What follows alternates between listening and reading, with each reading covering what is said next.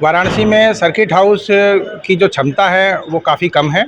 यहाँ केवल 12 स्वीट और कमरे हैं और 2 हमारे गवर्नर स्वीट हैं।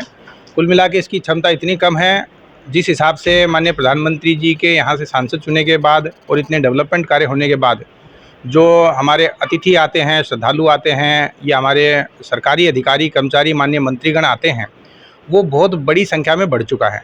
उसको देखते हुए पिछले 1 साल से आवश्यकता महसूस की जा रही थी कि सर्किट हाउस की कैपेसिटी को हमें बढ़ाना चाहिए और यहाँ नए कमरे बनाने चाहिए। उसी का डिज़ाइन फाइनल करवाया जा रहा है, उसकी धनराशि स्वीकृत हो गई है और जैसे ही ये डिज़ाइन फाइनल होगा, जल्दी ही 1 महीने के अंदर इसका निर्माण कार्य भी चालू हो जाएगा। हमारी कोशिश है कि कम से कम 50 नए कमरे सर्किट हाउस में बन जाएँ। उसमें एक पूरी नई एनेक्सी प्लान हो रही है। एक और भी पहले बिल्डिंग 12 कमरे की बननी चालू थी, वो भी निर्माण कार्य आने वाले 6 महीने में पूरा हो जाएगा।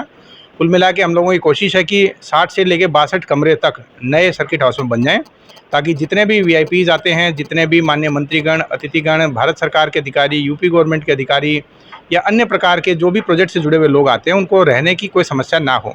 अब आने वाले समय में कुंभ का भी आयोजन होना है और 2.5 साल बाद जो कुंभ का आयोजन होगा तो उसके भी श्रद्धालु यहाँ पे आएंगे।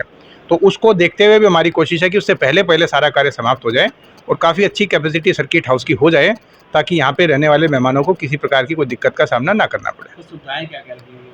यहाँ पे हम लोग दोनों प्रकार के रूम्स बनवा रहे हैं। स्वीट जो होते हैं जिसमें छोटा ड्राइंग रूम और बेडरूम होता है, उस प्रकार के कमरे भी हैं और सिंगल रूम्स की ज़्यादा डिमांड रहती है कि लोग आते हैं, उन्हें 1-2 रात रुकना होता है। तो सिंगल रूम जिसमें टॉयलेट बाथरूम अटैच हो, छोटी पेंट्री हो, उस तरह के सिंगल रूम ज़्यादा हैं। उसके बाद स्वीट हैं और 1-2 बड़े जंबो वीआईपी रूम भी हैं, जिसके अंदर डाइनिंग, ड्राइंग और बेडरूम की सारी कैपेसिटी हो। तो तीनों प्रकार के कमरे यहाँ पे बनवाए जा रहे हैं। सिंगल रूम की ज़्यादा डिमांड होने की वजह से सिंगल रूम ज़्यादा हैं, उसके बाद डबल स्वीट रूम है और उसके बाद 2 बड़े वीवीआईपी जंबो रूम्स हैं।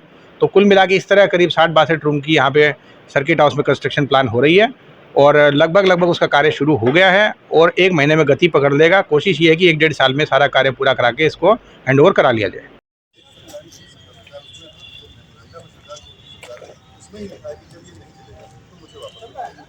चलेगा तो सरकार हम जो है आपको सरकारी से कोई आपका आपस में कर लीजिए, आप तो इसको ले लीजिए भैया, एजेंडा को दे दीजिए, कर सकते हैं भाई आप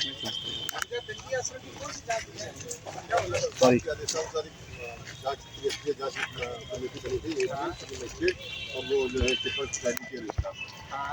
उन्होंने जांच रिपोर्ट बनाई है, तो उसी पे आपत्ति है। मुझे सुनना नहीं है।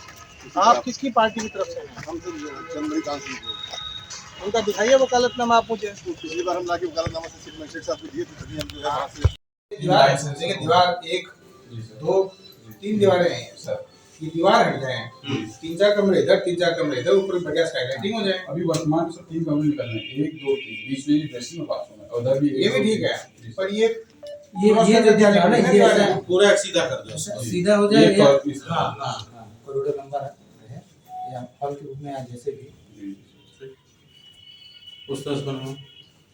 हालांकि मेरा ऐसे बन जाए, 3-4 बचे बन जाए, बीच में खाली ओपन रह जाए, उसका ऊपर स्काईलाइटिंग हो जाए। दीवार सर अगर ऊपर तक जाए तो हटाने में दिक्कत सर, बना नहीं सकते, बिल्डिंग है सर। ये दीवार के ये 2 भी सर ये दीवार ऊपर तक जा रही है, ऊपर तक वो लोड बेरिंग स्ट्रक्चर पूरा फटे रहता है सर। हटा पूरा स्लैब हटाएंगे, हटा देंगे सर, तो पूरा स्लैब हटाएंगे।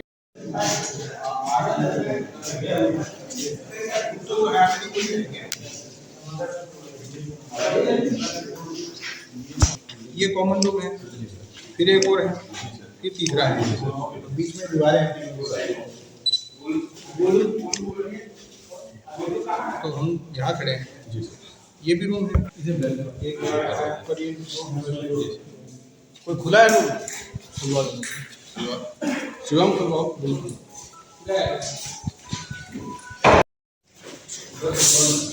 इसमें टॉयलेट अटैच तो होंगे नहीं पहले, इसमें ये सब लग रहा बात यूं है। ये बात है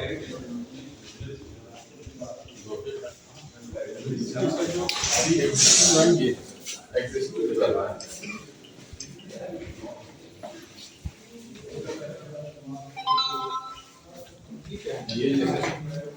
ये सब ओटीएस कर दिया गया है।